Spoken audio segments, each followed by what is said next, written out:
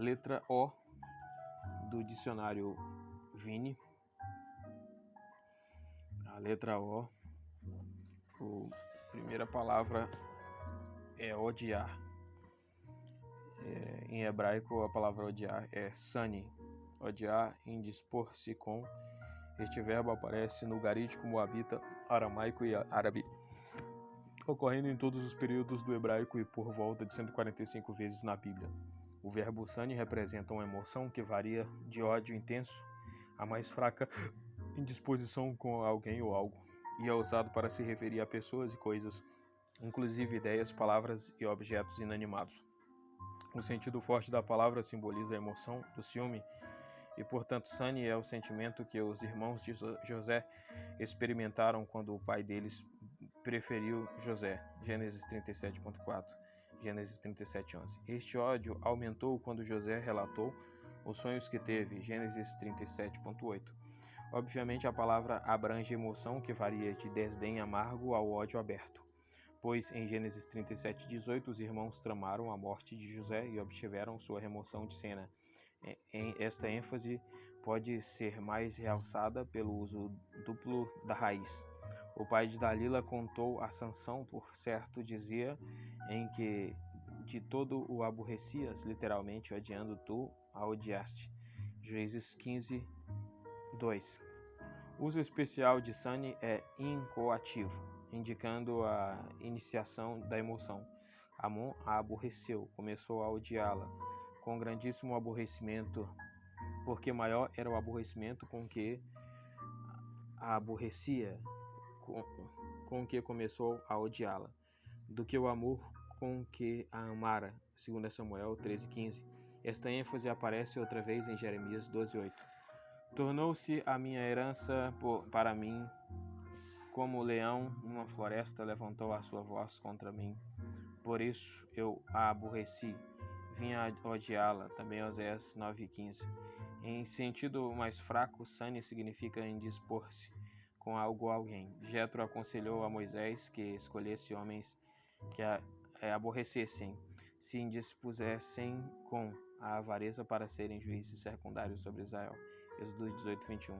Era muito frequente, mas especial do verbo significa não ser amado. Por exemplo, sani pode indicar que alguém é indicado de confiança, portanto um inimigo a ser expulso do território. Este sentido é encontrado em uma ocorrência bíblica antiga, na qual Isaac disse a Abimeleque e seu exército: por que viestes a mim, pois que vós me aborreceis e me enviastes a vós? Gênesis 26:27. A palavra pode significar não amado, no sentido de relações matrimoniais deterioradas.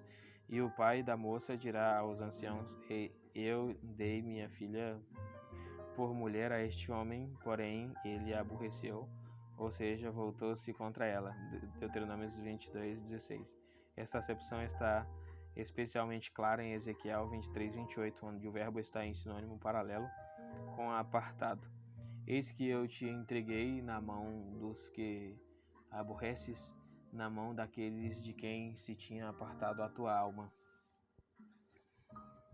No caso de duas esposas em uma família na qual uma era preferida acima da outra, pode-se dizer que ela era amada e outra aborrecida ou odiada. Deuteronômios 21:15.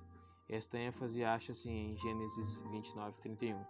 Vendo, pois, o Senhor que Leia era aborrecida, abriu a sua madre, porém Raquel era estéril. A palavra usada como particípio passivo representa uma mulher rejeitada pela mulher aborrecida, não amada, quando se casa. Provérbios 30:23. B. Substantivo, sin-ar, ódio. Este substantivo aparece 17 vezes no Antigo Testamento, Números 35:20. É uma de suas ocorrências, se também é empurrar com ódio ou com o intento lançar contra ela alguma coisa.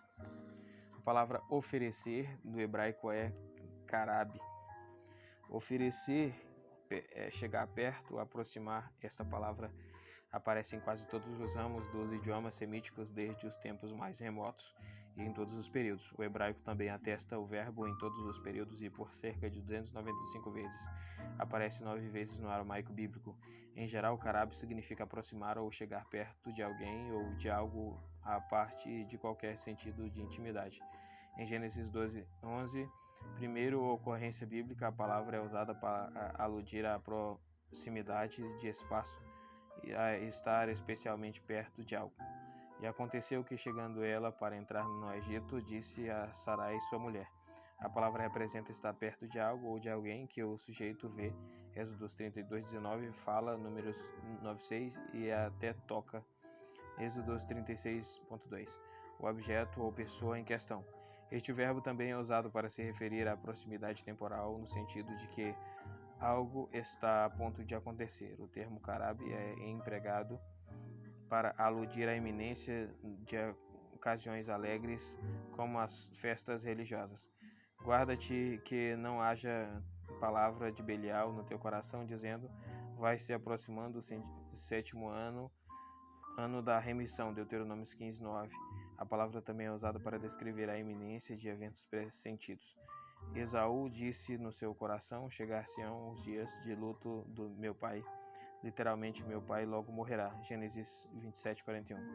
A palavra carab é utilizada em vários sentidos técnicos. Em todas estas ocasiões, envolvimento pessoal está sugerido. A ideia não é simplesmente estar perto de algo ou de alguém, mas estar ativa e pessoalmente envolvido com ele. Em contextos militares, a palavra significa conflito armado. Em Deuteronômio 2:37, o Senhor elogiou Israel porque a terra dos filisteus de Amon não chegaste.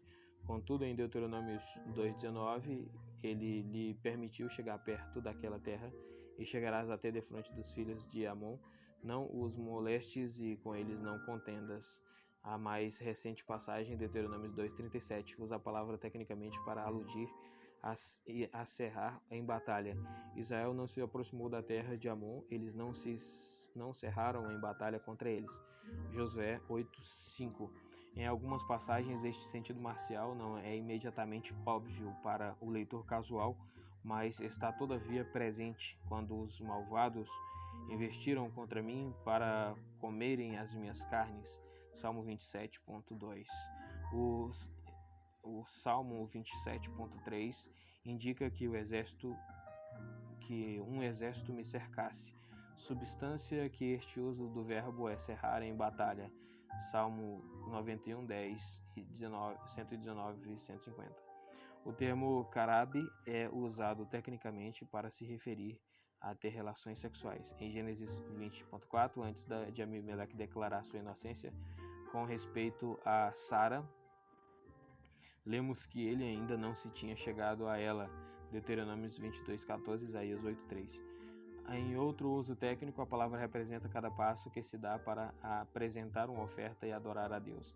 Esta ideia aparece primeiramente em Êxodo 3:5, onde Deus diz a Moisés que não se aproxime sem antes tirar as sandálias. Mais tarde, a reunião de Israel com o representante de Deus era uma aproximação de Deus. Êxodo 16:9. No Sinai, eles se aproximaram para receber a lei de Deus. Deuteronômio 5:23. No radical causativo, o verbo descreve a apresentação sacrificial das ofertas. Levítico 1:14. Feitas pelos sacerdotes. Levíticos 1:5 ao Senhor. Levíticos 1:13. Israel também se aproximava do representante do Senhor em casos legais sérios, de forma que Deus, o grande rei e juiz, desse a solução. Josué 7:14. No juízo final, todas as pessoas serão reunidas perante Deus. Elas terão de chegar perto dele para ouvirem e receberem seu julgamento. Isaías 41:1. B. Substantivo. Corban. A palavra corban em hebraico significa oferta, oblação. Este substantivo ocorre em torno de 80 vezes no hebraico bíblico. A palavra também é encontrada no etiópico e no antigo árabe do sul. A primeira ocorrência da palavra é usada para aludir a uma oferta apresentada como sacrifício. Quando algum de vós oferecer oferta ao Senhor, oferecereis as vossas ofertas de gado, de vacas e de ovelhas. Levíticos 1:2. Alguns outros substantivos relacionados aparecem em menos. Corob, próximo, Êxodo 32:27. Kirbá ocorre 2 vezes com o significado de aproximar-se para adorar a Deus e oferecer sacrifício. Salmo 73. 28, Isaías 58, 2. Corban, que aparece 2 vezes, quer dizer sustento ou oferta. Neemias 10:35 parece ser uma pronunciação recente de Corban. A palavra Kerab, que aparece 8 vezes, é um estrangeirismo aramaico, significa guerra, batalha ou engajamento na batalha. Salmo 55:18. Karob, a palavra hebraica karob significa perto e próximo. Esta palavra ocorre cerca de 77 vezes. O adjetivo karob representa a proximidade no espaço. Gênesis 19:20, primeira ocorrência bíblica, e proximidade epistemológica, Deuteronômios 30:14. O adjetivo também aparece em Ezequiel 6:12. O que estiver longe morrerá de peste, e o que está perto cairá a espada. O adjetivo korban é paralelo a korob no significado. O termo karob, que ocorre 11 vezes, significa próximo ou perto. Representa proximidade íntima, normalmente em contexto cultual, referindo-se à atividade cultual. Uma ocorrência está em Ezequiel 45:4. Este será o lugar santo da terra. Ele será para os sacerdotes, ministros do santuário, que deles se aproximam para servir ao Senhor. Oferta. A palavra oferta no hebraico é minha. Oferta de manjares, cereais. Oferta, tributo, dom, presente, sacrifício, oblação. A tradução oferta de manjares, cereais é, em geral, muito mais precisa. O termo minha é encontrado 200 vezes no Antigo Testamento e em todos os períodos do hebraico, embora no hebraico moderno, porquanto seja usada no sentido de presente, também seja utilizada para se referir às orações da tarde. Este uso posterior é eco óbvio da liturgia do Antigo Testamento relacionada com os sacrifícios. Aparece em outros idiomas semíticos, como no árabe e no fenício, e parece ser usado no garítico antigo no sentido de tributo presente. A palavra minha aparece pela primeira vez no Antigo Testamento em Gênesis 4:3. Caim trouxe do fruto da terra uma oferta ao Senhor. Este uso reflete a conotação mais comum de minha como oferta de legumes ou de cereais.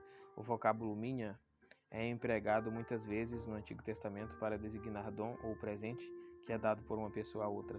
Por exemplo, quando Jacó voltava para casa depois de 20 anos, sua culpa e medo de Esaú, há muito existentes, o instigou a enviar um presente, suborno, bastante grande, de cabras, bodes, ovelhas e outros animais. Gênesis 32, 13 ao 15. Por conseguinte, Jacó orientou seus filhos a levar ao varão um presente, Gênesis 43:11, para satisfazer o governo egípcio, que mais tarde mostrou-se ser seu filho José, que ele julgava perdido.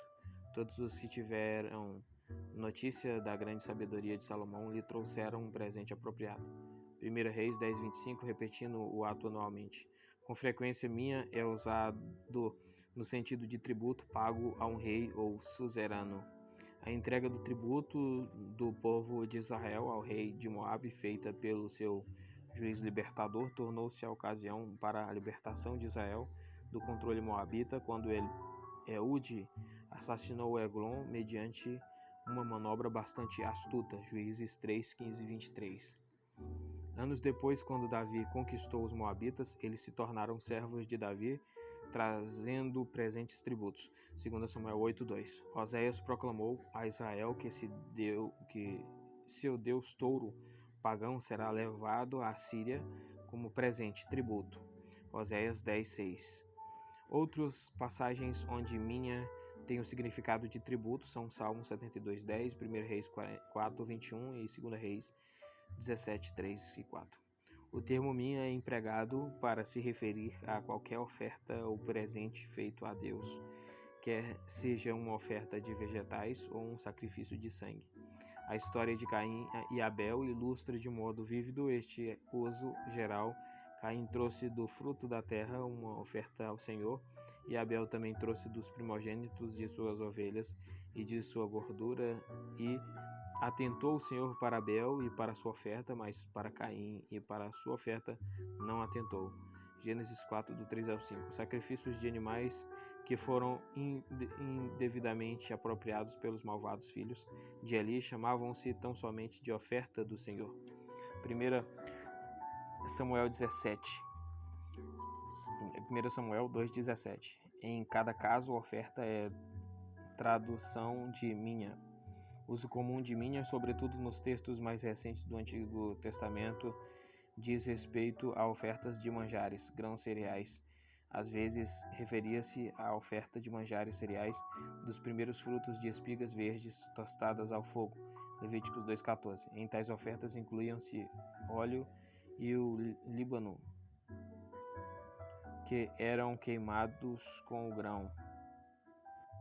Semelhantemente, a oferta de manjares grãos podia ser na forma de farinha extremamente fina, sobre a qual se colocava óleo e olíbano. Por vezes, o óleo era misturado com a oferta de manjares cereais, Levíticos 14:10 e Números 7:13. Novamente, na forma de farinha finíssima, o sacerdote apanhava um punhado desta farinha finíssima, queimava como porção comemorativa, e o que sobrava lhe pertencia.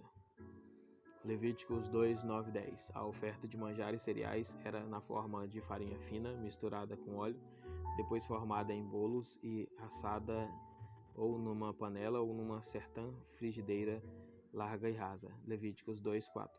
Outras descrições desse tipo de oferta de manjares cereais assadas são encontradas em Números 6, 15 e Levíticos 7, 9. Estas ofertas de manjares cereais assadas sempre deviam ser feitas sem fermento, mas misturadas com sal e óleo, Levíticos 2:11. O minha era prescrito como oferta de manjares de farinha amassada com óleo para ser colocada junto com a oferta que era inteiramente queimada, o holocausto. Uma libação de vinho também seria adicionada. Esta regra particular aplicava-se especialmente à festa das semanas ou Pentecostes, Levítico 23:18, e a oferta contínua diária, Êxodos 29:38, e a todos os holocaustos ou sacrifícios gerais, Números 15, do 1 ao 16. A oferta de manjares cereais seria queimada, ao passo que o vinho era derramado ao pé do altar, como o era o sangue do animal sacrificial. Os sacrifícios regulares diários da manhã e da tarde incluíam o minha e eram especificamente chamados de oferta de manjares cereais de manhã, Êxodos 29:41, Números 28:8, e de oferta de manjares cereais da tarde, 2 Reis 16:15 e Esdras 9:4, Salmos 141:2, o sacrifício da tarde. O termo minha proporciona interessante simbolismo para o profeta quando ele se refere à restauração dos judeus. E trarão todos os vossos irmãos dentre todas as nações por presente ao Senhor, sobre cavalos e em carros, ao meu santo monte, a Jerusalém, diz o Senhor, como quando os filhos de Israel trazem as suas ofertas em vasos limpos à casa do Senhor. Isaías 66:20, em sua visão da adoração universal de Deus. Malaquias viu a minha dado como oblação pura a Deus pelos crentes.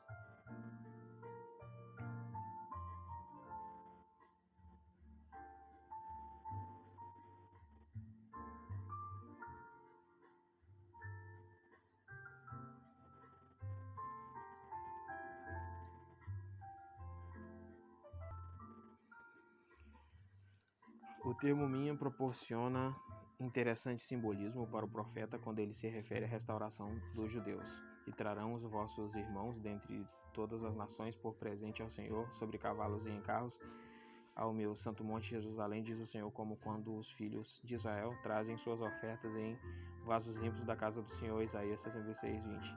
Em sua visão de adoração universal a Deus, Malaquias viu o minha dado como oblação pura a Deus pelos crentes de todos os lugares. Malaquias 1:11. Terumá, a palavra terumá em hebraico significa oferta alçada, oferta, oblação. Esta palavra é encontrada na literatura da antiga Ugarite, no termo pão da oferta, como também em todos os períodos do hebraico. No hebraico moderno é usado no sentido de contribuição, quase como no uso encontrado em Ezequiel 45:13, onde diz respeito a uma contribuição a ser dada ao príncipe. O termo terumá é encontrado aproximadamente 70 vezes no Antigo Testamento e é usado pela primeira vez no texto do Antigo Testamento em Êxodo 25:2. Fala aos filhos de Israel que me tragam uma oferta alçada de todo o homem cujo coração se mover voluntariamente. Dele tomareis a minha oferta alçada. Em mais de um terço de suas ocorrências no texto bíblico, terumá é trazido por oferta alçada, e todas estas ocasiões são encontradas em Êxodo, Levítico, Números, onde ocorre a maioria, e Deuteronômio. Esta tradução é derivada aparentemente do fato de que a palavra está baseada na raiz semítica comum, ser elevado, exaltado. A conclusão é que tais ofertas eram levantadas pelo sacerdote em algum tipo de movimento quando era colocado no altar. Isto é ilustrado claramente em Números 15:20. Das primícias da vossa massa oferecereis um bolo em oferta alçada, como a oferta da eira, assim a oferecereis. De textos como este, parece que terumá era usado no período primitivo para se referir às contribuições ou presentes que consistiam no produto da terra, refletindo o caráter agrícola do Israel primitivo. Deuteronômio 12:6. Para outros exemplos, o termo terumá é usado para designar os presentes ou contribuições a Deus, mas que eram separados especificamente para os sacerdotes. Semelhantemente, toda oferta de todas as coisas santificadas aos filhos de Israel que trouxerem ao sacerdote será sua. Números 5:9. Tais ofertas deviam ser dadas aos sacerdotes por causa de um concerto especial que Deus fizera. Todas as ofertas alçadas das santidades que os filhos de Israel oferecerem ao Senhor, tenho dado a ti, Arão, e a teus filhos e a tuas filhas contigo por estatuto perpétuo, concerto perpétuo de sal perante o Senhor, é para ti e para a tua semente contigo. Números 18:19. Tais ofertas ou contribuições eram às vezes de grãos ou de produtos de grão. Com os bolos oferecerá pão levedado como sua oferta. Com o sacrifício de louvores de sua oferta pacífica, e de toda oferta oferecerá um deles por oferta alçada ao Senhor, que será do sacerdote que espargir o sangue da oferta pacífica. Levítico 7:13. Parte dos sacrifícios animais também era designada por terumá para os sacerdotes. Também a espádua direita dareis ao sacerdote por oferta alçada dos vossos sacrifícios pacíficos. Levítico 7:32, Levítico 10:14, Números 6:20. Tais contribuições aos sacerdotes eram, obviamente, para abastecer os sacerdotes e suas famílias dos necessários gêneros alimentícios, visto que a sua tribo, Levi, não recebera nenhuma terra para dela retirar o alimento. Considerando que todos os sacerdotes tinham de ser da tribo de Levi, herdando dos pais o ofício, nem todos os levitas podiam atuar como sacerdotes. Em primeiro lugar, havia muitos sacerdotes. Outros sim, alguns eram necessários para trabalhar no tabernáculo e depois no templo, para manutenção e limpeza, algo compreensível quando se pensa em tudo o que estava envolvido no sistema sacrificial. Os levitas, na verdade, moravam em várias regiões de Israel e era da responsabilidade deles o bem-estar dos israelitas entre os quais viviam. A eles, como às viúvas, aos órfãos e aos estrangeiros residentes, seriam dados os dízimos de todos os produtos da fazenda a cada terceiro ano. Deuteronômio 14:28. Os levitas, por sua vez, deviam dizimar o dízimo que recebiam e dar ao Senhor o próprio dízimo do que recebiam do povo. Parte desse dízimo devia ser um terumá, ou oferta alçada aos sacerdotes, os descendentes de Arão. Veja Números 18:25-32. A fim de fornecer os materiais necessários para a construção do templo no deserto, Moisés foi instruído a receber uma oferta ou terumá. A oferta devia ser de todos os tipos de metais preciosos e pedras como também dos habituais materiais de construção, como madeira e peles. Êxodo 25:3. Quando Moisés o anunciou ao povo de Israel, ele disse: Tomai do que vós tendes uma oferta para o Senhor, cada um cujo coração é voluntariamente disposto, e trará por oferta alçada ao Senhor. Êxodo 35:5. Seguindo-se uma lista de materiais necessários. Êxodo 35:6-8. A implicação aqui é dupla. O terumá é realmente do Senhor e é melhor dado livremente de boa vontade proveniente de um coração generoso. No período do segundo templo, após o exílio, a prata, o ouro e os utensílios do templo são chamados à oferta para a casa de nosso Deus. Esdras 8:25. Também com o significado de contribuição. O terumá era às vezes uma oferta que tinha um significado de imposto, uma taxa obrigatória que era cobrada de todo israelita do sexo masculino de 20 anos de idade ou mais, para ser pago para o sustento do tabernáculo e mais tarde do templo. Êxodo 30:11. Este imposto era arrecadado de todos os homens sem qualquer concessão por sua situação financeira. O rico não aumentará e o pobre não diminuirá da metade do ciclo quando derem a oferta ao Senhor, para fazer expiação por vossas almas. Êxodo 30:15. Esse imposto, na verdade, tinha sua base no censo ou contagem da população masculina, sendo exigido como resgate ou expiação da ira de Deus, pelo fato de tal censo ter sido feito segundo Samuel 24:1. O aspecto prático era que fornecia o sustento financeiro necessário para o santuário. Outro exemplo de terumá, no sentido de imposto, pode ser visto em Provérbios 29:4. O rei com juízo sustém a terra, mas o amigo de subornos a transtorna.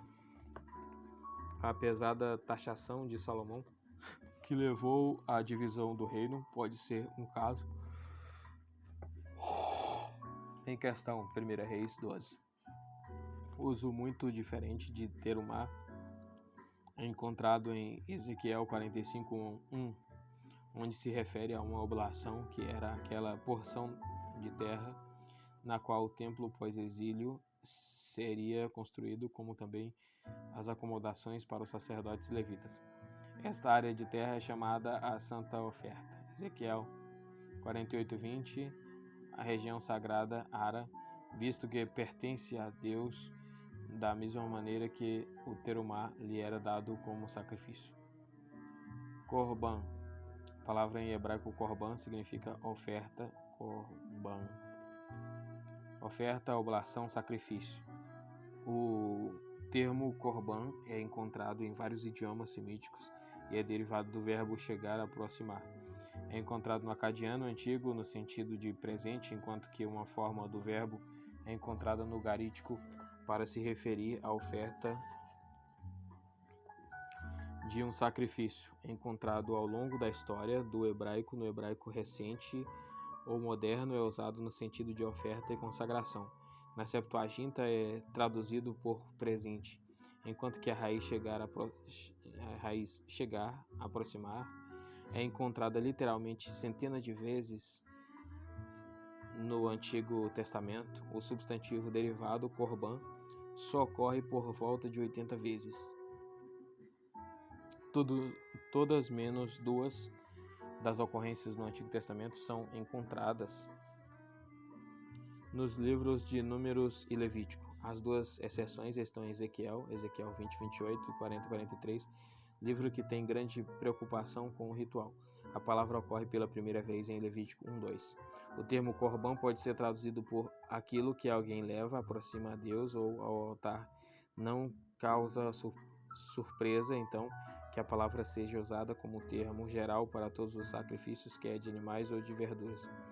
Já na primeira referência, o sacrifício em Levítico, encontramos corban como oferta queimada, holocausto. Quando algum de vós oferecer oferta ao Senhor, ofereceis as vossas ofertas de gado, de vacas e de ovelhas. se a sua oferta for holocausto, Levítico 1:2, Levítico 1:10. A primeira referência a Corban como oferta de manjares, cereais, está em Levítico 2:1. E quando alguma pessoa oferecer oferta de manjares ao Senhor, a sua oferta será de flor de farinha. Verificamos em número 7 o que talvez seja a maior concentração de exemplos do uso de Corban. Neste único capítulo, a palavra é usada umas 28 vezes e se refere a todos os tipos de ofertas de animais e manjares cereais, mas com atenção especial aos vários utensílios de prata e ouro que eram oferecidos no santuário.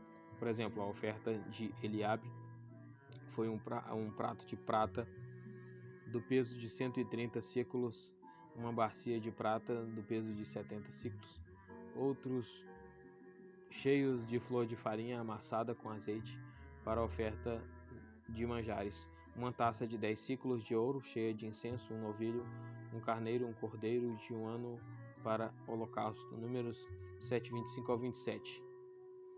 Nos dois usos encontrados em Ezequiel, ambos estão no sentido geral de oferta. Em Ezequiel 20:28, a palavra diz respeito à provocação pagã das suas ofertas que o Israel apóstata dava aos outros deuses, enquanto que em Ezequiel 40:43, Corban se refere aos sacrifícios regulares de animal.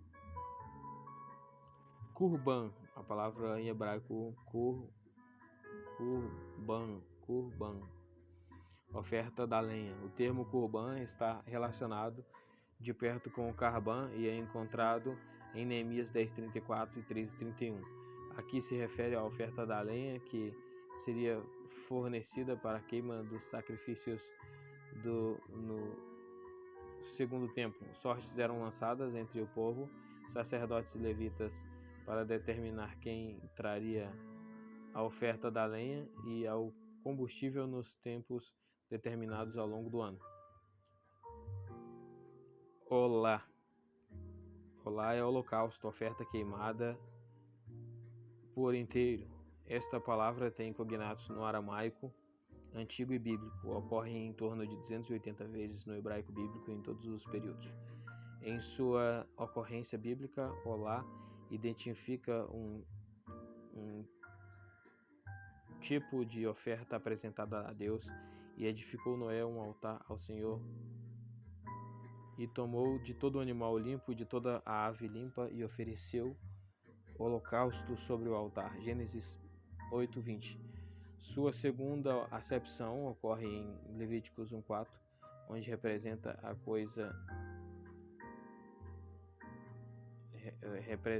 coisa que é oferecida, e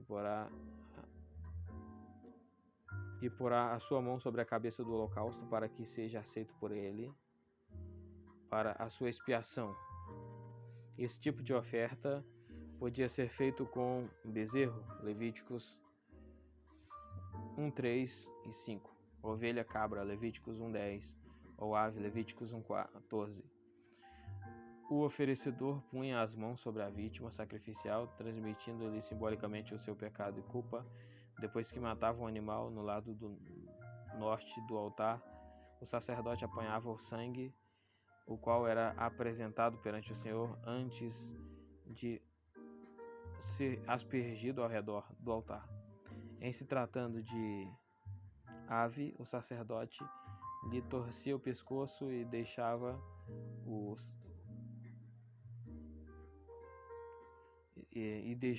sangue escorrer no lado do altar. Levíticos 1:15. Este sacrifício efetuava uma expiação, uma cobertura para o pecado necessário antes que a essência do sacrifício fosse apresentada a Deus. A seguir, a oferta era dividida em pedaços. Estes eram purificados cuidadosamente, exceto as partes que não deviam ser purificadas, e colocados no altar. Levíticos 1:6, 9 e 12. O sacrifício inteiro era consumido pelo fogo e sua essência enviada a Deus como o cheiro aplacador. A pele do animal era dada ao sacerdote como sua porção. Levítico 7:8. A palavra olá foi alistada pela primeira vez nas prescrições e descrições administrativas do Antigo Testamento como a oferta mais frequente. Diariamente exigia-se a expressão de um cordeiro pela manhã e outro pela tarde, o holocausto contínuo, Êxodos 29, 38 a 42. Cada mês era consagrado por um holocausto de 2 bezerros, um carneiro e 7 cordeiros, números 28, 11 ao 14. O mesmo sacrifício era administrado sob mandamento durante cada dia da festa dos pães asmos e da Páscoa, números 28, 19 a 24, e da festa das semanas. Outras festas declaradas também exigiam holocaustos. Os vários rios de purificação demandavam holocaustos e ofertas pelo pecado. O significado central de Olá como holocausto era a entrega total do coração e vida do oferecedor a Deus. As ofertas pelo pecado podiam acompanhar o holocausto quando o oferecedor estava especialmente preocupado com uma cobertura ou expiação de pecado. 2 Crônicas 29 e 27. Quando as ofertas de paz acompanhavam os holocaustos, a preocupação do oferecedor enfocava a comunhão com Deus. 2 Crônicas 29, 31 ao 35. Antes da legislação mosaica, parece que o holocausto servia a ampla gama de significados expressos em todos os vários sacrifícios mosaicos. Isso a oferta queimada, a oferta feita pelo fogo. 62 das 64 ocorrências desta palavra se dão nas prescrições sacramentais de Êxodo, Deuteronômio. As outras 2 ocorrências em Josué 3,14 e 1 Samuel 2,28 trazem o mesmo significado e contexto sacramental. Todos os sacrifícios legítimos tinham de ser apresentados perante Deus em seu altar, e todos eles envolviam queimar até certo ponto. Por isso, todos podem ser chamados de ofertas queimadas. A palavra Isé aparece pela primeira vez em Êxodos 29 e 18. Assim queimarás todo carneiro sobre o altar em um holocausto para o Senhor, cheiro suave, uma oferta queimada ao Senhor. Acham, oferta pela culpa. Acham, oferta pela culpa, ofensa, culpa, presente de restituição, presente de expiação. O substantivo Acham ocorre 46 vezes no hebraico bíblico, sendo que 33 de suas ocorrências estão no Pentateuco. O significado mais frequente da palavra é oferta pela culpa e sua expiação. Oferta pela culpa, trará o Senhor pelo seu pecado que pecou, Levíticos 5:6. Este tipo especializado de oferta pelo pecado, Levíticos 5:7, devia ser oferecido quando era negado a alguém o que lhe era devido. A quantidade estimada defraudada seria paga 20% a mais, Levíticos 5:16. As infrações dos rituais e os períodos de lepra e contaminação tiravam de Deus um produto ou serviço que por direito lhe pertencia, exigindo reembolso, mais a restituição.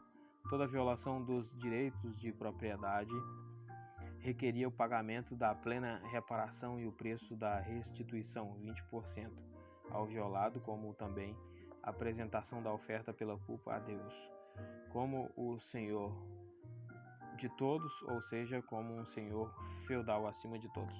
Se a parte ofendida estivesse morta, a reparação e a restituição seriam feitas a Deus, isto é, seriam dadas aos sacerdotes, números 5, 5 ao 10. Em geral, a oferta pela culpa consistia em um carneiro, Levíticos 5:15, ou um cordeiro. O oferecedor apresentava a vítima e punha as mãos sobre o sacerdote. O sacerdote aspergia o sangue ao redor do altar, queimava as partes escolhidas no altar e recebia o que sobrava como comida, Levíticos 7, do 2 ao 7. Quando o leproso limpo fazia esta oferta, O sangue do sacrifício era aplicado na sua orelha direita, no polegar direito e no dedão direito do pé. Levíticos 14:14. Em algumas passagens, Achã é empregado para aludir a uma oferta contra Deus e a culpa incorrida por isso. E disse a Abimeleque: que é isso que nos fizeste? Facilmente se teria deitado alguém deste povo com a sua mulher, e tu terias trazido sobre nós um delito. Gênesis 26:10, primeira ocorrência. Aqui há um sentido adicional que a parte ofendida puniria o perpetrador do crime. Em 2 versículos, números 5 e 7, Achã representa o reembolso feito àquele que foi prejudicado, e confessará o pecado que fez, então restituirá pela sua alma.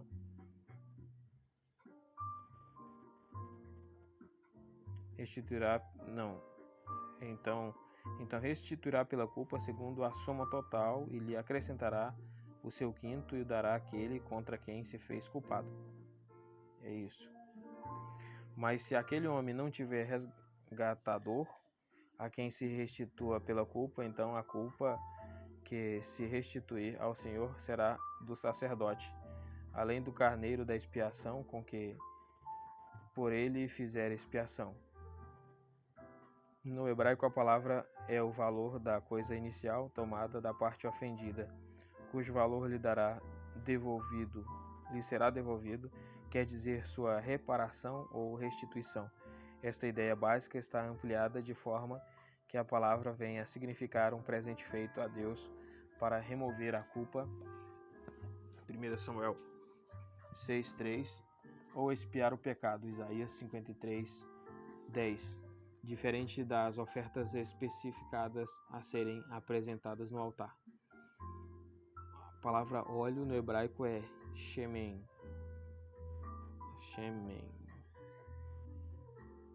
Letra A, substantivo: óleo de oliva, azeitona, perfume, madeira de oliveira. Os cognatos desta palavra aparecem no garídico, acadiano, fenício, siríaco, árabe e aramaico. Esta palavra ocorre em torno de 190 vezes e em todos os períodos do hebraico bíblico. O termo shemen significa azeite de oliva. Então, levantou-se Jacó pela manhã de madrugada e tomou a pedra que tinha posto por sua cabeça e a pôs por coluna e derramou azeite em cima dela. Gênesis 28:18. O óleo de oliveira também era usado para ungir o portador de cargo futuro. Êxodos 25:6, 2 Reis 9:6. A cabeça como sinal de luto, 2 Samuel 14:2. A cabeça como sinal de alegria, Salmos 23:5. E o lóbulo da orelha, polegar e dedão do pé como ritual de purificação. Levíticos 14:17. A palavra shemen é usada como preservativo no escudo de couro, 2 Samuel 1:21, e na cozedura, Êxodos 29:2, e como medicamento, Ezequiel 16:9. Este óleo é queimado para dar luz, Êxodos 25:6. Seus muitos usos tornaram o óleo de oliveira valioso artigo de comércio, Ezequiel 27:17. Em muitos contextos, shemen talvez queira dizer a própria azeitona, e vós recolhei o vinho e as frutas de verão e o azeite e metei-os nas vossas vasilhas. Jeremias 40:10. Uma vez, a palavra parece significar pratos profusos ou pratos misturados com muito óleo, e o Senhor dos Exércitos dará neste monte a todos os povos uma festa com animais gordos. Isaías 25:6.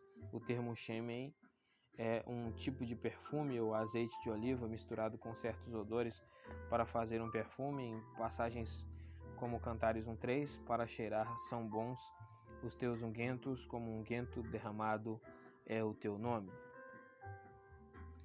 O vocábulo shemen às vezes modifica madeira, e no oráculo fez 2 querubins de madeira de oliveira cada um da altura de 10 côvados. 1 Reis 6:23. O substantivo relativo mishmá ocorre 4 vezes. Significa robustos ou vigorosos. Gordos, Isaías 10:16 e regiões férteis, Daniel 11:24. B. Verbo. O verbo saman, que aparece 5 vezes, tem cognatos no aramaico, siríaco e árabe. A palavra significa crescer ou engordar. Neemias 9:25, Jeremias 5:28.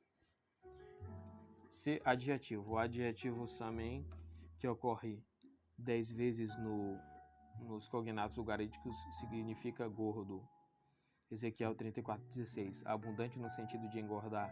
Gênesis 49:20, primeira ocorrência. Fértil, Números 13:20, robusto ou musculoso. Juízes 3:29 e grande, Abacuque 1:16. Olhar.